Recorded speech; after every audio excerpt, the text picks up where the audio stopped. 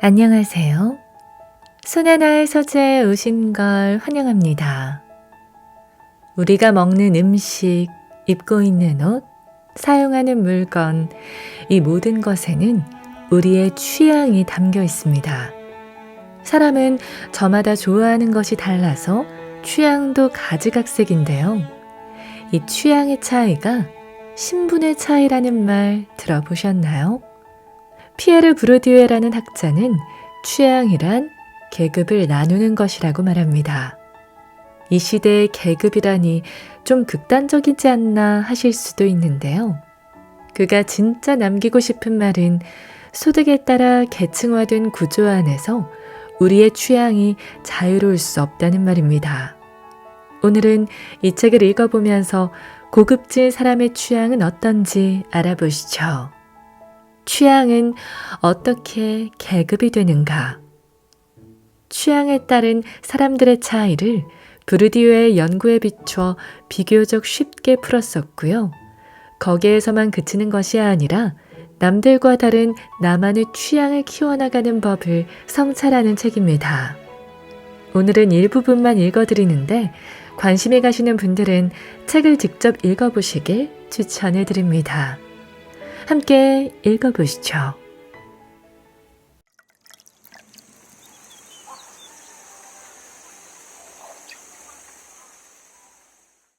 취향의 차이가 사회적 신분을 구별짓는다. 어떤 문장을 보고 전율을 느끼는 경험은 흔치 않다. 그렇기 때문에 그런 경험을 선사한 문장을 만나게 된다면 실로 그 문장은 평소 당신이 간직하고 있던 생각을 완벽하게 대변한 것일 가능성이 크다. 나는 피에르 브루디유의 구별짓기에 이 문장을 통해 그런 경험을 했다. 취향의 차이가 사회적 신분을 구별짓는다.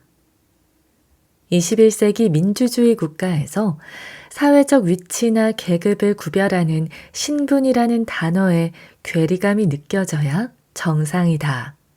하지만 보이지 않는 벽을 오랫동안 느껴왔던 나에게 저 문장은 마치 도끼로 내려친 것처럼 나를 각성시켰다. 누구도 자신의 계급에 관해 이야기하지 않지만 우리는 모두 어떤 계층으로 분류되고 있다. 자유의지라고 생각했던 취향은 나의 의지보다 계급을 따르고 있다. 우리는 지금 무엇으로 구분되고 있는 것일까? 우리는 끊임없이 타인과 관계에서 서로의 취향이 충돌하는 경험을 한다. 직장에서 팀원들과 점심 메뉴를 고를 때, 연인과 같이 볼 영화를 고를 때, 친구들과 함께 여행지를 고를 때, 거의 모든 상황에서 타인의 취향과 충돌하고 수용하고 반대하는 경험을 한다. 그리고 우리는 이러한 경험을 단순히 취향 차이라는 말로 간단히 정리한다. 나와 타인의 취향이 충돌하는 일은 일상에서 빈번하게 일어나기 때문이다. 브루디유에는 이 빈번한 취향의 차이가 결국 신분을 구별하는 중요한 기준이라고 말한다. 브루디유의 구별짓기는 개인의 취향이 사회적 계급에 따라 구별되는 것을 밝힌 책이다. 클래식을 듣는 사람과 대중가요를 듣는 사람, 장르 소설을 읽는 사람과 세계 문학을 읽는 사람, 인스턴트 식품을 먹는 사람과 신선식품을 먹는 사람 등 우리가 익히 아는 일상의 문화적 취향을 기준으로 사람들의 계급이 극명히 구분되는 사례를 차곡차곡 정리했다. 예를 들자면 일주일에 떡볶이를 몇 번이나 먹는지, 즉석 떡볶이를 좋아하는지, 시장 떡볶이를 좋아하는지, 밀떡과 쌀떡 중 어떤 걸 좋아하는지로 한 사람의 계급을 분류할 수 있다는 것이다. 일반적으로 부동산, 주식, 현금 등 거래를 통해 수익을 낼 수 있는 재화를 자본으로 인식한다. 브루디유에는 더 나아가 인간의 기호로만 여겼던 취향이라는 추상적인 개념을 인간이 가질 수 있는 무형의 자본으로 개념을 확장했다. 개인이 가지고 있는 문화, 학력, 관계가 곧 미래의 경제적인 수익을 만들어내는 자본이라는 것이다. 부르디유는 인간의 다양한 취향이 충돌하는 하나의 사회를 구별짓기라는 책에 담았다. 프랑스의 취향을 수집한 괴짜 학자 부르디유의 구별짓기는 그가 1963년 프랑스의 시민을 대상으로 한 대규모 취향 조사의 과정과 결과를 담은 책이다. 부르디유는 그가 만든 유럽 사회학 연구소의 연구팀과 함께 파리를 포함한 프랑스 3개 지역에서 1217명의 프랑스인을 대상으로 대규모 취향 조사를 시작했다. 이 조사에는 노동자, 자본가, 고학력자 등 다양한 사회계층을 대표하는 시민들이 참여했다. 부르디유는 참여자의 취향에 대한 질문을 25개 항목으로 나누어 준비했다. 영화, 음악, 미술, 독서, 음식, 스포츠, 휴가지, 집을 꾸미는 스타일 등 다양한 분야의 질문으로 참여자의 선호도를 조사했다. 그는 이 조사를 통해 개인의 취향이 단지 개인의 자유의지만으로 형성되는 것이 아니라 사회의 구조적인 환경이 개인의 취향을 어느 정도 결정짓고 있다고 주장한다. 부르디유가 실제로 조사에서 사용한 몇 가지 질문과 연구 결과를 살펴보자. 부르디유의 취향 질문 예시. 당신은 어디에서 가구를 샀습니까? 집에 손님을 초대할 때 어떤 음식을 대접합니까? 당신의 취미는 무엇입니까? 클래식에 관한 내용 중 당신의 의견과 가장 가까운 것은? 다음 중 좋아하는 영화의 장르를 3개 골라주십시오. 다음 중 좋아하는 종류의 책을 고르시오. 다음 중 좋아하는 화가 3명을 고르시오.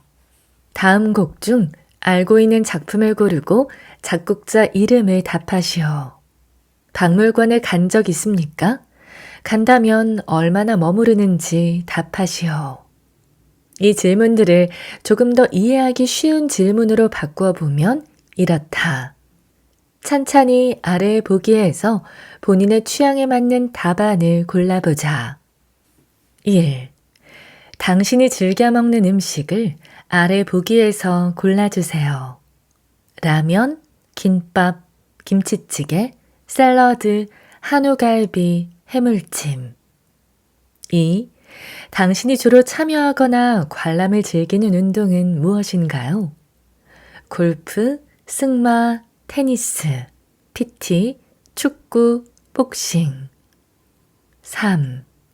당신이 즐겨 듣는 음악을 아래 보기에서 골라주세요. 피아노 앨범, 성악, 힙합, 대중가요, 뮤지컬. 4. 당신은 주로 어떤 유형의 영화를 즐겨보나요? 독립영화, 예술영화, 로맨스 코미디 영화, 블록버스터 액션 영화. 5. 당신이 좋아하는 소설의 장르는 무엇인가요? 세계문학, 맨부커상 수상작, 미스터리 스릴러, 로맨스, SF. 1번 음식 취향은 인간이 접하는 가장 기본적인 문화 활동이다. 부르디유는 각 계층이 주로 어떤 식료품을 구매하는지 순위를 살펴봤다.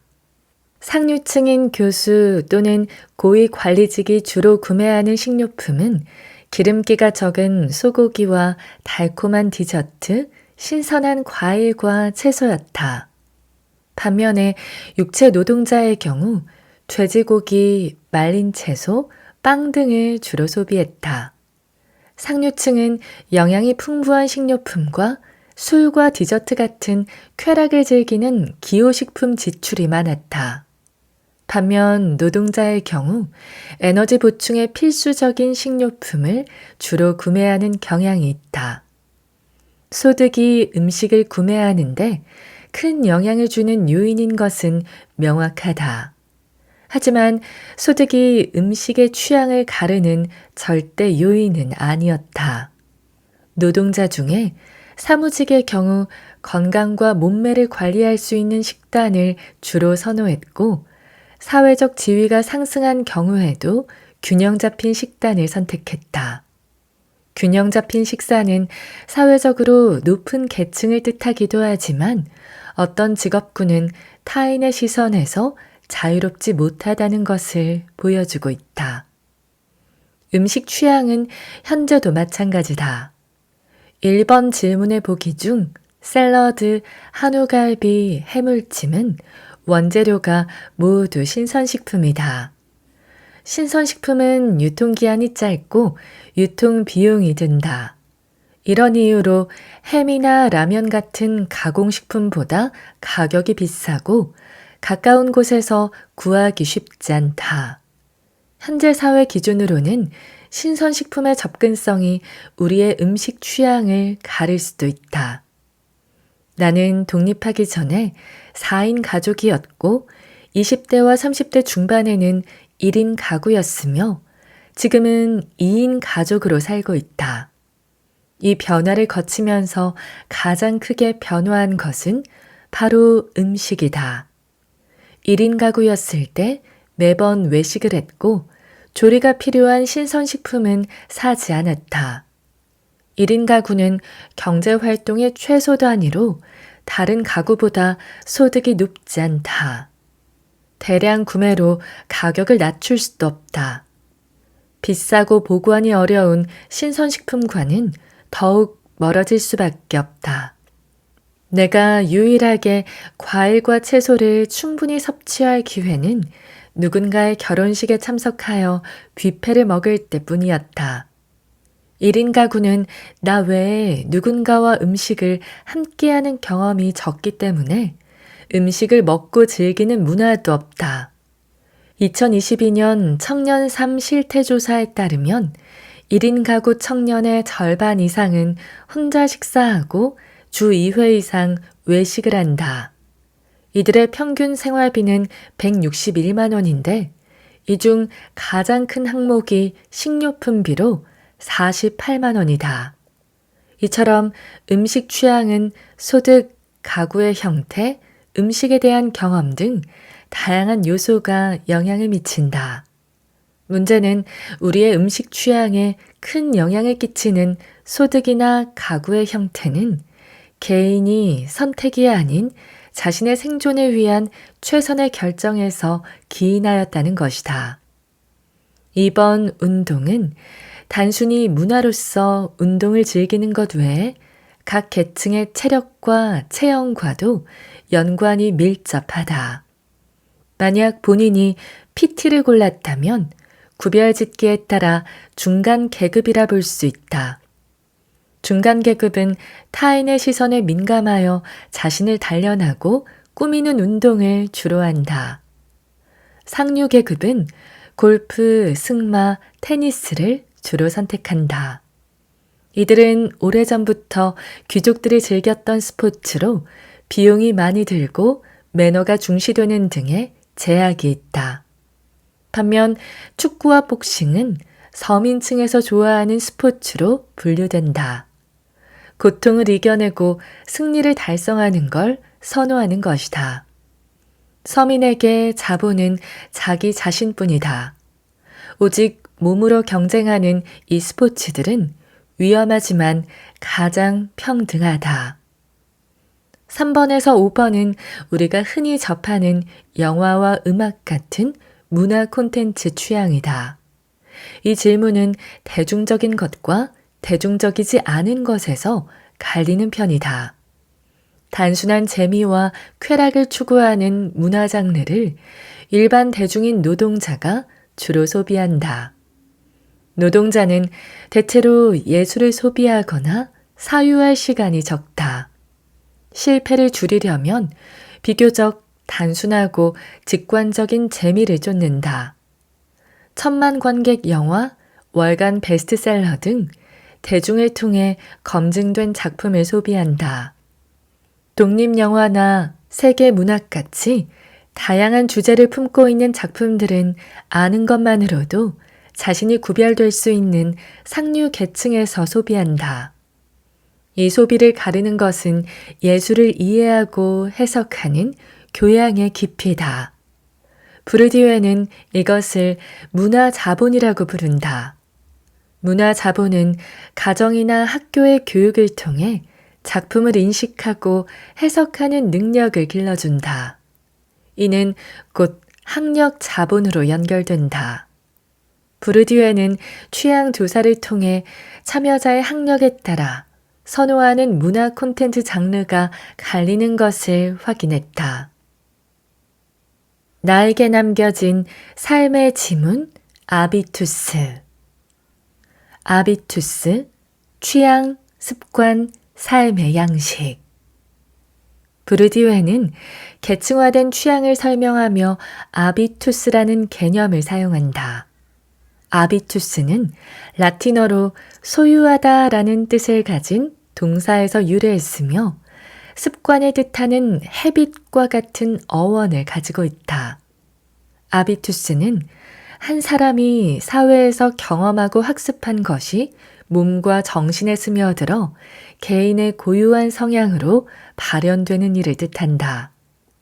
한 아이가 태어난 순간부터 그 아이의 많은 요소가 자신의 의지와 상관없이 결정된다. 유시민 작가는 우리가 어느 나라에서 태어나느냐에 따라 이미 행복의 절반은 결정된 것이다. 라고 말했다. 김현철 홍콩과학기술대학교 교수 또한 개인의 소득은 부모와 국가가 제공하는 환경에 따라 대부분 결정되며 특히 0세부터 5세 이전에 이미 많은 것들이 결정된다. 라는 의견을 남겼다. 어떤 국가, 어떤 지역, 어떤 가정에서 태어나는가에 따라 누릴 수 있는 안전한 환경과 성장의 기회는 천차만별이다. 우리의 취향과 계급은 끊임없이 우리의 시작점으로부터 영향을 받을 수밖에 없다. 취향의 형성은 크게 두 가지 단계로 구분할 수 있다. 바로 확정 취향과 독립 취향이다. 확정 취향은 내가 태어나고 자라온 가정 환경에서 주입되는 취향이다. 독립 취향은 확정 취향을 기반으로 스스로 형성해 나가는 개인의 취향이다. 이 중 아비투스는 확정 취향을 설명하는 좋은 개념이다. 기본적으로 우리는 가족으로부터 문화적 소양과 가족 구성원의 취미를 이어받는다. 또한 주 양육자인 부모의 소득과 경제 자본에 따라 가족의 구성원에게 제공할 수 있는 기회는 천차만별이다. 한 사람의 삶 속에 녹아들어 있는 문화 양식은 대체로 그 가정에서 비롯된다. 아비투스는 일종의 버릇이다. 버릇은 실천을 낳는다. 그런데 그 버릇은 사회적이다. 사회적이라는 것은 집단적이라는 것이며 계급적이라는 것이다. 나는 이성적 주체가 아니며 나의 행위 역시 합리적 선택이 아니다. 나라는 존재와 나의 행위는 오랜 역사 속에서 형성된 버릇에서 비롯되었다. 이 사회적 버릇은 개인으로서 나와 계급을, 행위와 구조를 매개한다. 확정 취향. 취향의 계급화는 가정과 사회 환경에 의해 결정된다. 모두의 기억 속에 가족 라면이 존재할 것이다. 나는 인생의 절반을 안성탕면만 먹어왔다. 아플 땐 밥을 넣어 끓였고 해장이 필요하면 콩나물을 넣고 끓였지만 언제나 기본 라면은 안성탕면이었다. 종종 다른 라면 맛이 궁금해 신제품을 사왔지만 아버지는 안성탕면이 더 맛있다며 나의 반란을 잠재웠다. 대학교 기숙사에 들어가기 위해 집에서 독립하고 나서야 다른 라면을 즐길 수 있었다. 그렇지만 나는 여전히 안성탕면을 즐긴다. 이 안성탕면에 대한 애호는 우리 가족에게만 적용되는 것일까? 그렇지 않다. 내가 태어날 시기에 안성탕면은 국내 라면 시장 점유율 1위였고 내가 살았던 천안은 특히 안성탕면이 더 인기가 많은 지역이었다. 어렸을 때부터 나는 책을 좋아했다. 물론 태어났을 때부터 미친 듯이 책을 읽는 신동은 아니었다. 내가 초등학교에 다닐 때 어머니가 일하는 직장 근처에 시립 도서관이 있었다. 방학이면 어머니의 일이 끝날 때까지 어린 동생을 돌봐야 했다. 그때 나는 매일 어머니 직장 근처에 있는 도서관 어린이실에서 책을 보며 동생을 돌봤다. 방학 내내 도서관으로 출근하다 보니 어린이실에 있는 명작통화, 어린이 세계문학 같은 책들을 모두 읽을 수 있었다. 중학생이 된 후에는 라디오 별이 빛나는 밤에를 들으며 누나가 독립할 때 남기고 간 소설들을 읽었다. 고등학생 때는 도서관에서 아르바이트를 했고 대학에서는 영어 영문과를 전공했다.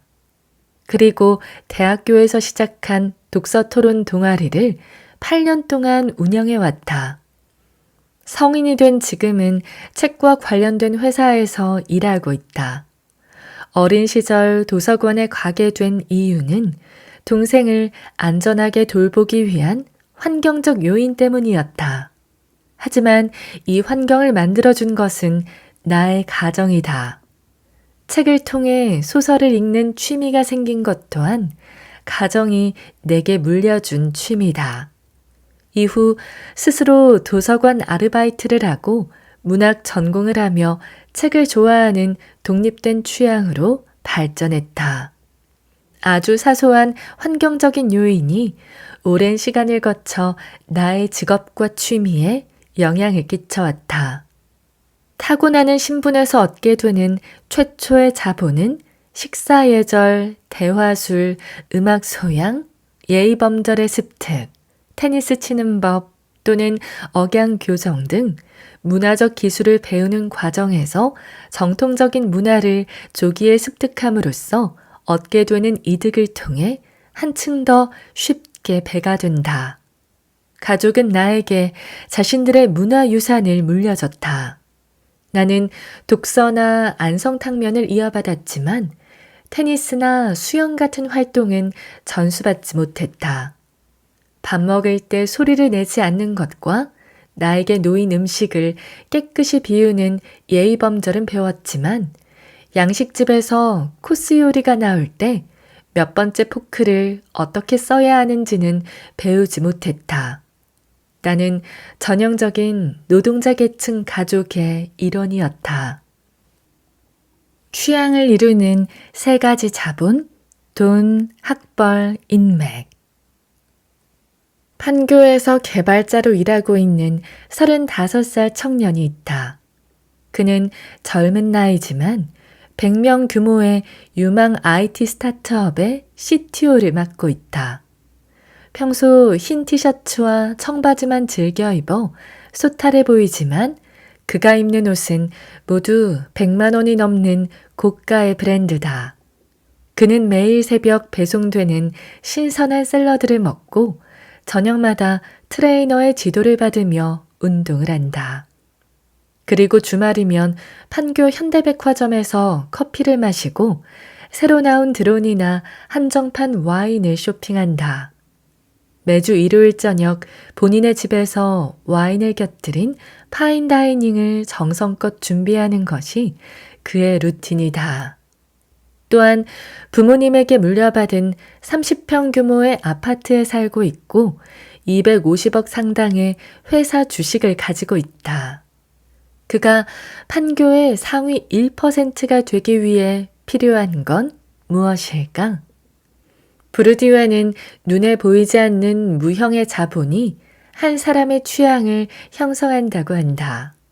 한정판 와인을 부담 없이 마시고 특별한 디자인은 없지만 고가의 옷을 추구하는 젊은 CTO의 취향은 그 사람이 단순히 매우 운이 좋고 열심히 밤샘 코딩을 하며 쌓은 노력으로만 이룰 수 있는 자본이 아니다.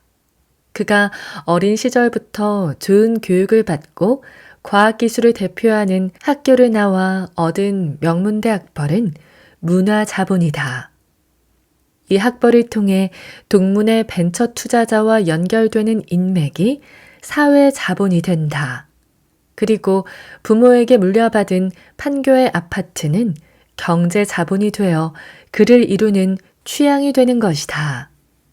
부르디외는 자신의 취향 조사에서 이와 같은 예를 정량적으로 파악하여 자본을 크게 세 가지로 분류한다. 바로 경제자본, 사회자본, 문화자본이다.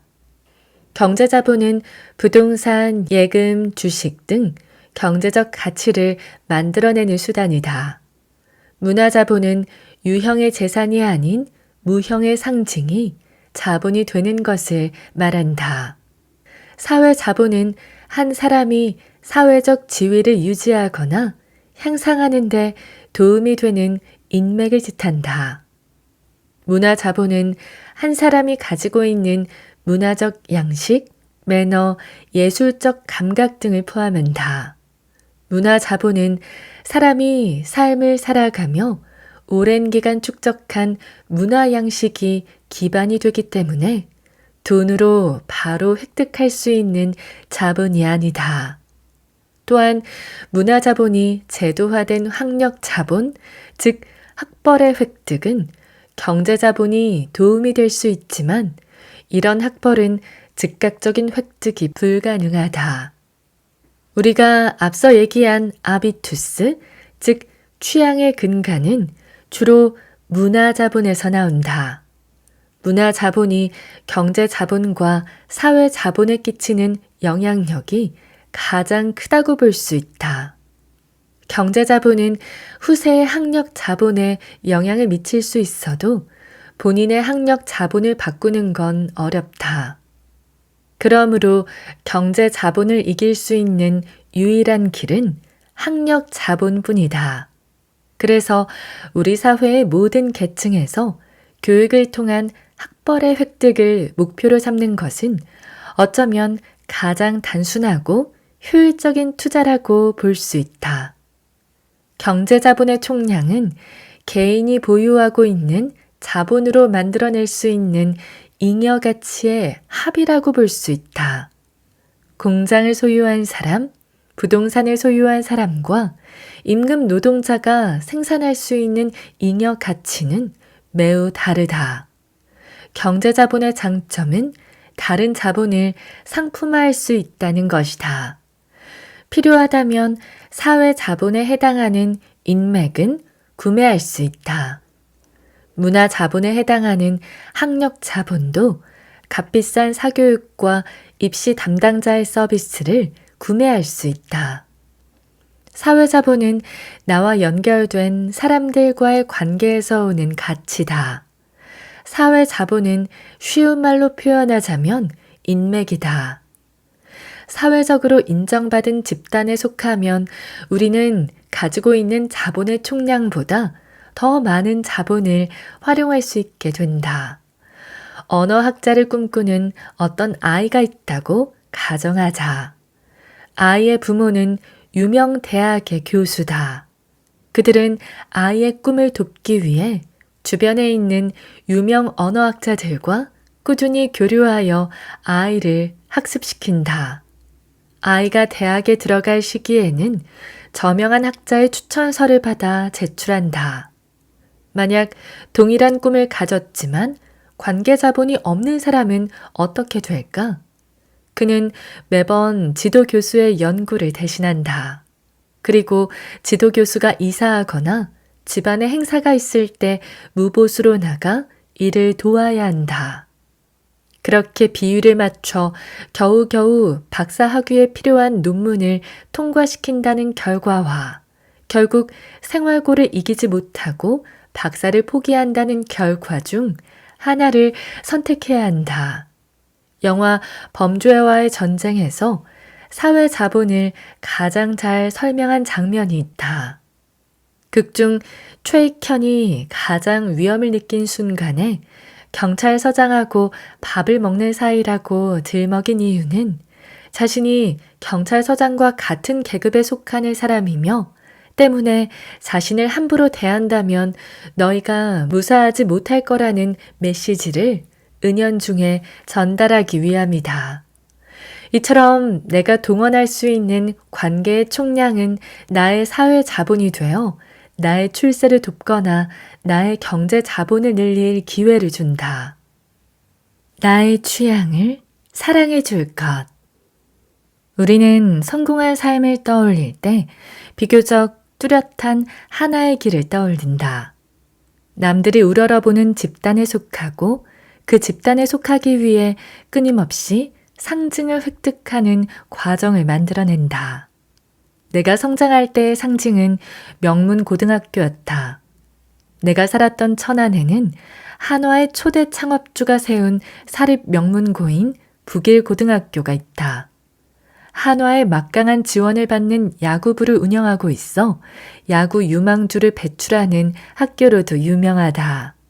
지역을 대표하는 명문고는 어느 지역이나 존재한다.